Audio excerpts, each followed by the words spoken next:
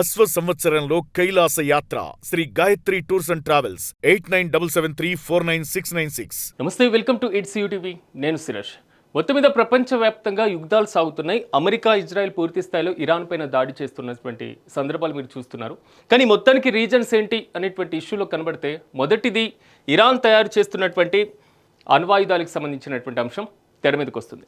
రెండోది ఈ గల్ఫ్ దేశాలకు సంబంధించినటువంటి ముడి చమురుకు సంబంధించినటువంటి అంశం తెర మీదకి వస్తుంది. కానీ ఇవి రెండూ కాకుండా నీటికి సంబంధించినటువంటిది ఈ యుద్ధం సాగుతుంది. ఇప్పుడు నీటి వైపుగా యుద్ధం మల్లుతుంది అంటే మీరు నమ్ముతారా? కానీ ఇప్పుడు నమ్మాల్సినటువంటి పరిస్థితి వస్తుంది. ఎందుకంటే గల్ఫ్ దేశాలకు నీటి కొరత ఉంటుందా? సో ఈ ప్రాంతంలో నీటి కొరత ఉంటే అంత డెవలప్మెంట్ అవుతాయా? సో ఆయా దేశాల్లో పూర్తి స్థాయిలో బుర్జ్ ఖలీఫా దగ్గర నుంచి దుబాయ్ వరకు ప్రపంచంలో ఉన్నటువంటి అందరు వ్యాపారవేత్తలు, ధనవంతులు అందరూ కూడా వెళ్ళి ఈ దేశాల్లో చూడాలి, అక్కడ ఉండాలి, అక్కడ నివసించాలి, అక్కడ ఉన్నటువంటి ఆధునిక ప్రపంచాన్ని ఒక్కసారైనా జీవితంలో చూడాలి అనేటువంటి ఆశ, కోరిక, అభిలాష ప్రతి ఒక్కరికి ఉంటూ ఉంటాయి. కానీ ఇక్కడ జరుగుతున్నటువంటి తంతు ఈ ప్రాంతాలు నీటి కోసం విలవిల్లాడేటువంటి పరిస్థితులు కూడా వస్తున్నాయి.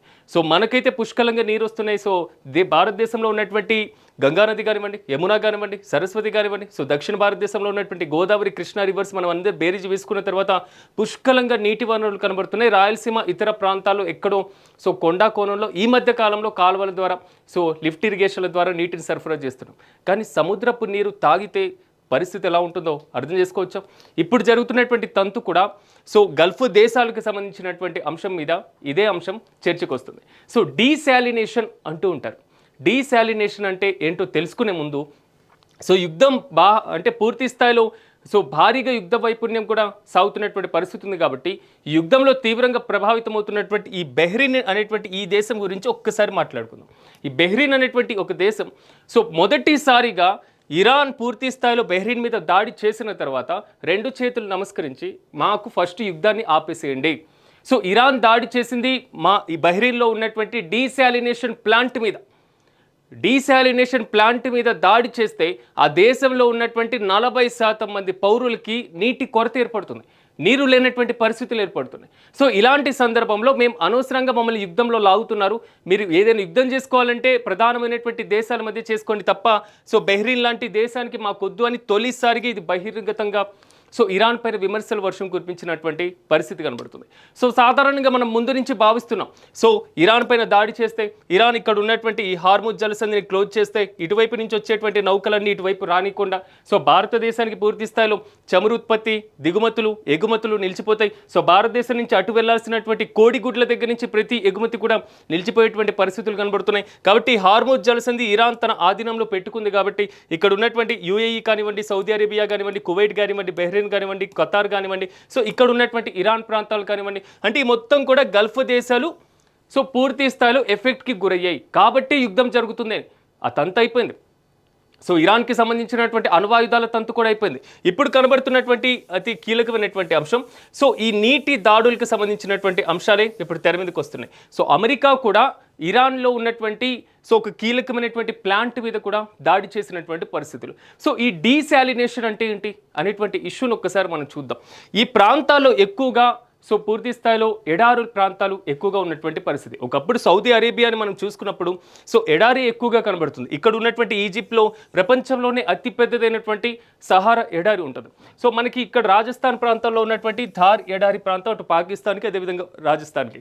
అంటే ఒక రకంగా చెప్పుకోవాలంటే ఈ ఎడారి ప్రాంతాలు ఉన్నప్పుడు నీటి కొరత ఆటోమేటిక్గా ఉంటుంది. కానీ ఎడారి ప్రాంతాల్లో ఉన్నటువంటి జీవరాశులు పెంపొందించి భారీ బిల్డింగ్స్ కట్టి డీశాలినేషన్ అనేటువంటి ఒక ప్రక్రియను చేపట్టారు. అంటే సముద్ర నీటిని పూర్తి స్థాయిలో శుద్ధి చేసేటువంటి ప్రక్రియ. సో సముద్ర నీటిలో సాధారణంగా ఏముంటుంది? ఉప్పు ఉంటుంది. సో లవణాల శాతం ఎక్కువగా ఉంటుంది. సో కాలుష్య కారకాలు కూడా ఎక్కువగా ఉండేటువంటి పరిస్థితి ఉంటుంది. సాధారణ మానవులు తాగలేనటువంటి పరిస్థితి. సో పంటలు పండించలేనటువంటి సిచ్యువేషన్. సో ఇలాంటి సందర్భంలో డీశాలినేషన్ అనేటువంటి ఒక ప్రక్రియ చేపట్టి సముద్ర నీటిని తాగునీటి అవసరాల కోసం, సాగునీటి అవసరాల కోసం ఉపయోగించుకునేటువంటి ఒక పద్ధతి. సో దీన్ని ఈ గల్ఫ్ దేశాలు పూర్తి స్థాయిలో ఇంప్లిమెంట్ చేశాయి కాబట్టే సో డెవలప్మెంట్ వైపు అడుగులు వేసినాయి. నీరు లేని ప్రాంతాల్లో ఇంత భారీ డెవలప్మెంట్ సాధ్యమవుతుందా అనేటువంటి ప్రశ్న, వాదన బలంగా వినబడింది. ఇప్పుడు మనం పాయింట్కి వద్దాం. సో ఇరాన్ ఇప్పుడు ఈ ప్లాంట్ల మీద దాడి చేస్తుంది. ఒక్కసారి ప్లాంట్ డ్యామేజ్ అయితే సో మన ఇంటి దగ్గర ఒకే ఒక వాటర్ ట్యాంక్ ఉందనుకోండి, సో ఆ వాటర్ ట్యాంక్ మీద ఆధారపడే కొన్ని ఫ్యామిలీస్ జీవిస్తున్నాయి. సో ఆ వాటర్ ట్యాంక్ పేలిపోతే, ఆ వాటర్ ట్యాంక్ పూర్తి స్థాయిలో ధ్వంసం అయిపోతే నెక్స్ట్ మనకు కొన్ని 2-3 రోజుల పాటు మన పరిస్థితి ఏంటి? సో ఇది మనం ప్రధానంగా ఆలోచన చేస్తూ ఉంటాం. కానీ ఆ దేశాలు ఆధారపడి ఉన్నాయి. దేశంలో 40%, 50% మంది ప్రజలు కూడా ఆ ప్లాంట్ల మీద ఆధారపడి ఉన్నారు కాబట్టి ఇరాన్ ఇప్పుడు వీటిని టార్గెట్ చేస్తుంది. అమెరికా అదేవిధంగా ఇజ్రాయిల్ ఇరాన్లో ఉన్నటువంటి ప్లాంట్ల మీద దాడి చేస్తుంది. సో ముడి చమురు యుద్ధం కాస్త, అణ్వాయుధ యుద్ధం కాస్త ఇప్పుడు నీటి యుద్ధాల వైపు మళ్ళీ. సో చూడాలి మొత్తం మీద దీని ప్రభావం ఎలా వెళ్తుందో. సో మరి ముఖ్యంగా ఇప్పుడు జరిగినటువంటి పరిస్థితే కాదు, 1990-91 ఈ ప్రాంతంలో కూడా గల్ఫ్ దేశాల్లో ఇలాంటి యుద్ధమే జరిగి నీటి వనరులపైనే దాడి చేస్తున్నటువంటి సిచ్యువేషన్. ఒకప్పుడు చూసుకున్నాం, ఆహార ధాన్యాలన్నీ కూడా పుష్కలంగా ఉన్నప్పుడు దొంగలు వచ్చి దోచుకెళ్తే పరిస్థితి ఎలా ఉండేది. కానీ ఇప్పుడు ఆధునిక కాలంలో ఏమవుతుందంటే మానవుల కనీస అవసరాలకు అవసరమైనటువంటి వాటిని ధ్వంసం చేస్తే క్లియర్ కట్గా వీళ్ళే సో తల దించి అంటే పూర్తి స్థాయిలో యుద్ధంలో తలొగ్గేటువంటి అవకాశాలు ఉండి 2 చేతులు ఎత్తేస్తారు, మేము శాంతిని కోరుతున్నాం అనేటువంటి అంశాలు.